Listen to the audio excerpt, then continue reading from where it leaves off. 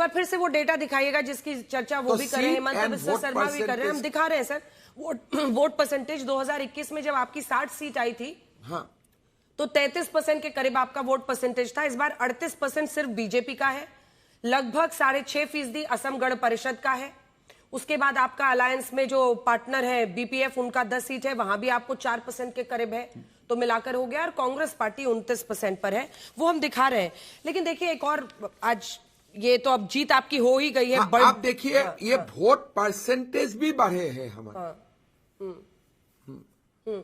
ठीक है, अब असल मुद्दे पर आते हैं। घुसपैठ जो सबसे बड़ा मुद्दा बना, और शायद यही वजह है कि असम से लेकर बंगाल तक, और बंगाल में ऐतिहासिक पहली बार बीजेपी की सरकार बन रही है आजादी के बाद, घुसपैठ सबसे बड़ा मुद्दा।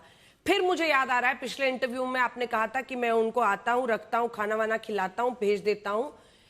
इनको कैसे आप बंगाल में देखिए, बंगाल का जो पूरा चिकन नेक है, इधर असम में आपकी सरकार, बिहार में सरकार, लेकिन बंगाल में सरकार नहीं थी, अब बीजेपी की है। आप लोग कैसे मिलकर घुसपैठ के इस मुद्दे का हल निकालेंगे, या घुसपैठ सिर्फ एक चुनावी मुद्दा है आपके लिए? देखिए अंजना जी, पहले आपको समझना सही है, जब बंगाल में बीजेपी का जीत हुए, मैं परसों दिन से बोल रहा हूं, ये बीजेपी का जीत नहीं, ये भारत का जीत है। कारण क्या है? भारत और बांग्लादेश का जो सीमा है, 5 स्टेट इसको शेयर करते हैं, मिजोरम, मेघालय, त्रिपुरा, असम एंड वेस्ट बंगाल। और जो सबसे ज्यादा सीमा है वो पश्चिम बांग्ला में है। नाउ हम लोगों ने फेंसिंग खड़ा किया, मिजोरम में फेंसिंग हुए, मेघालय में फेंसिंग हुए, असम में फेंसिंग हुए, त्रिपुरा में फेंसिंग हुए, लेकिन दीदी ने वेस्ट बंगाल में हमें फेंसिंग बनाने नहीं दी। और सबसे जो बड़ा 800 किलोमीटर का जो बाउंड्री है वो पश्चिम बांग्ला में ही पड़ते हैं। तो हम अगर कोई बांग्लादेशी को पुशबैक करता हूं, या बांग्लादेशी को आने में बीएसएफ रुकवाने के लिए कोशिश करता है, वो लोग तुरंत पश्चिम बांग्ला तक पहुंच जाता है। वहां का बॉर्डर फेंसिंग नहीं है, वहां से ये लोग भारत और असम, बंगाल हमारा तरफ घुस जाते थे। दूसरा, अगर हम कुछ क्रिमिनल का ऊपर एक्शन लेते हो, ये लोग पश्चिम बांग्ला से बांग्लादेश तक चला जाते हैं। 2-3 साल का बाद नया रूप से वो लोग दोबारा भारत आते हैं, और फिर वो लोग भारत में अपना काम शुरू करते हैं।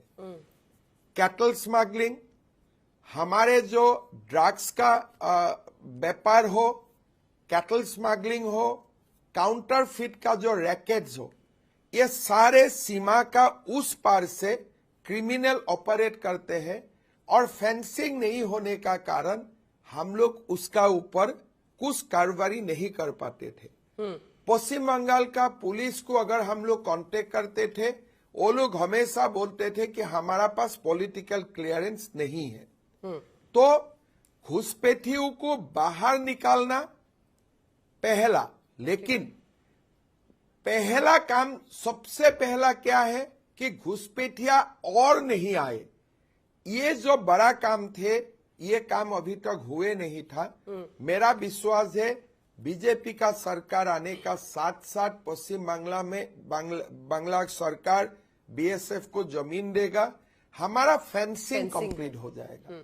इससे देश को सुरक्षा का दृष्टि से बहुत बड़ा ताकत मिलेगा। फिर ये जो चिकन नेक है, चिकन नेक का दोनों ओर बांग्लादेशी घुसपैठिया बैठ गया है। एक तो हम चिकन नेक का बात करता हूं 22 किलोमीटर, लेकिन ये 22 किलोमीटर ऐसा 22 किलोमीटर नहीं है। ये पूरा 22 किलोमीटर में बांग्लादेश से आए हुए, कौन सन में आए हैं वो अलग बात है, बांग्लादेश से आए हुए लोग दोनों ओर बैठ चुका है। इसका कारण कभी हम झूठ नहीं चाहता हूं, और मेरा लगता है बांग्लादेश में फ्रेंडली गवर्नमेंट है, झूठ का युद्ध का कोई संभावना भी नहीं है।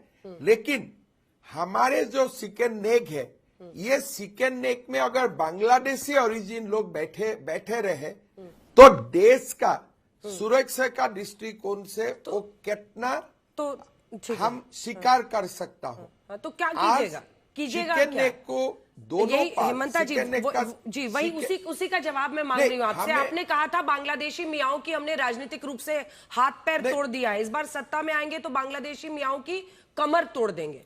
भाई कैसे नहीं, क्या करेंगे? वो तो मैं आसाम देखिए, मैं तो आसाम का कॉन्टेक्स्ट में वो बात बोले थे। आसाम का कॉन्टेक्स्ट में तो उनका पैर हमने तोड़ा है पॉलिटिकली, इस बार तो कमर भी तोड़ दूंगा। मतलब क्या है, वही लोग हमारा टेम्पल का जमीन कब्जा करते थे, फॉरेस्ट का जमीन कब्जा करते थे, हमारा बेटियों का ऊपर लाभ जिहाद जैसा काम करते थे। अब सारे तमाम आपराधिक कामों में वो लोग इन्वॉल्व होते थे और पूरा दिसपुर में वो लोगों का कब्जा थे, शासन तंत्र वही लोगों का हाथ में थे। तो लास्ट 5 सालों में मैं ये लोगों का कमर तोड़ा। 50,000 एकड़ जमीन ये लोगों का कब्जा से मैंने मुक्त करवाया है। कांग्रेस पार्टी के आपके दो पसंदीदा नेता, एक तो है गौरव गोगोई उन पर बाद में चर्चा करेंगे, लेकिन दूसरे हैं पवन खेड़ा। हाँ। जिनके बारे में आपने कहा कि उन्होंने आपकी पत्नी पर आरोप लगाए थे और आपने कहा उनको पेड़ा बना दूंगा, मुकदमा हुआ। वो कह रहे हैं सुप्रीम कोर्ट से तो जमानत मिल गई, मुझे फंसाने का प्रयास किया गया था। अब आप आगे क्या करेंगे? जमानत मिलना और केस खत्म होना दो अलग बात है। उसका ऊपर केस चलेगा, उनको नोटिस मिलेगा, वो असम का थाना में आएगा, असम पुलिस इंक्वायरी करेगा, कागज कहां से मिला इसको हम लोग पूछेंगे और केस को हम लॉजिकल कंक्लूजन तक लेके जाऊंगा। छोड़ेंगे नहीं, ऐसा नहीं कि अब चुनाव जमानत खत्म हुआ, मिलने का मतलब ये चुनाव नहीं है खत्म कि हुआ, पूरी कड़वाहट खत्म, ऐसा नहीं है। ना ना ना ना नहीं अंजना जी, मैं आपको 1 मिनट लेके एक बहुत सीरियस बात बोलता हूं। 2026 का जब पार्लियामेंट्री चुनाव हुए थे, गृह मंत्री अमित शाह जी एक हैदराबाद में स्पीच दिए थे। उनको एआई का जरिए ये लोगों ने तोड़मोड़ किया, डिस्टॉर्ट करके लोगों का सामने प्रस्तुत किया। हमने खंडन किया, लेकिन तब तक हर लोगों का व्हाट्सएप में वो जा चुके थे। इस बार भी चुनाव का पहले मेरा पत्नी का ऊपर गलत सलत एआई से फोटो बनवा के, डुप्लीकेट कागज बनवा के ये लोग प्रेस कॉन्फ्रेंस किया एग्जैक्टली 3 days बिफोर। मतलब हमें क्लैरिफिकेशन देने का मौका नहीं मिलेगा। मेरा जो संदेह है, मैं तो ऐसे मजाक में पवन खेड़ा का बात बोलता हूं, लेकिन आप थोड़ा देर के पवन खेड़ा को छोड़ दीजिए। कांग्रेस पार्टी को मेरा लगता है राहुल गांधी का यह नया टूल किट है कि चुनाव का 1 दिन पहले एआई का इस्तेमाल करके, 2 दिन पहले एआई का इस्तेमाल करके बीजेपी का ऊपर कुछ सनसनी वाला एलिगेशन लाया जाए या वीडियो रिलीज किया जाए। नहीं तो पवन खेड़ा को यह गलत दस्तावेज का साथ कांग्रेस का ऑफिशियल पार्टी ऑफिस से और ऑफिशियल मीडिया रूम से इसको प्रेस कॉन्फ्रेंस करने का जरूर इजाजत कोई नहीं देते थे। तो Pawan Khera is just a presenter. ये कागज किसने बनाया कि यह कांग्रेस का साजिश है, पूरा देश में रेप्लिकेट करेगा, आगे यूपी का चुनाव में करेगा, उत्तराखंड में करेगा। तो ये इलेक्टोरल आउटकम को इन्फ्लुएंस करने के लिए ये मेरा पत्नी और पवन खेड़ा का जुट नहीं है।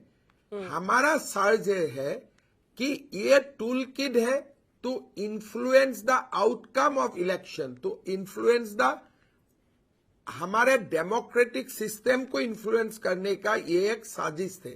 तो इसीलिए पवन खेड़ा का वो दिन मैं गुस्सा में था, पवन खेड़ा को बोला, लेकिन जो एफआईआर है, एफआईआर पवन खेड़ा एंड जो बाकी लोग एंड अदर्स, मतलब हमें जाना है कि पवन खेड़ा का पीछे कौन है। क्या एक राज्यसभा में सीट के लिए ही पवन खेड़ा ये काम किए थे कि इसका आगे भी कुछ और षड्यंत्र है। तो हमें ये इन्वेस्टिगेशन बहुत सीरियसली लेना है और ये इन्वेस्टिगेशन को हमें लॉजिकल कंक्लूजन तक लेके जाना है। ठीक है।